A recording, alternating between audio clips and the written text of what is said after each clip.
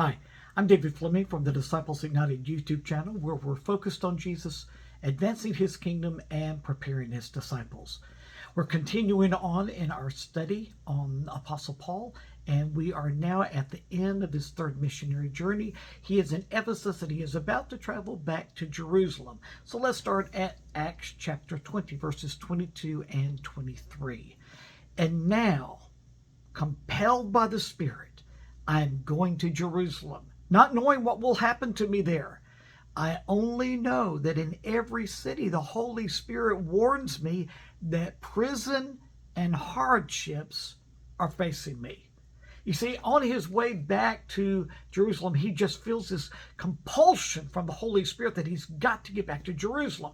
But every place that he stopped getting there, the Lord used people to prophesy to Apostle Paul that he was going to suffer great hardship. They didn't want him to go, and they really asked him, "Do not go to Jerusalem. You're going to get in trouble if you go there."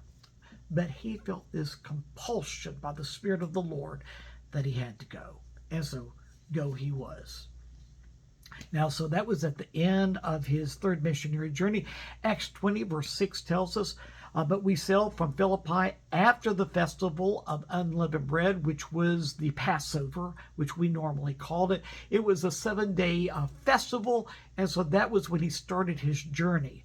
But then in Acts 20, verse 16b, we read, he was in a hurry to reach Jerusalem, if possible, by the day of Pentecost, which was 50 days after Passover. Now, why did Paul want to get to Jerusalem by Pentecost? Well, that was because Pentecost was such a major festival that Jews from all over the Roman Empire would come to Jerusalem. They would try their best to get there.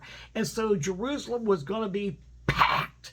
And so Paul knew that if there was ever a strategic time for him to be in Jerusalem to preach the gospel, that was it.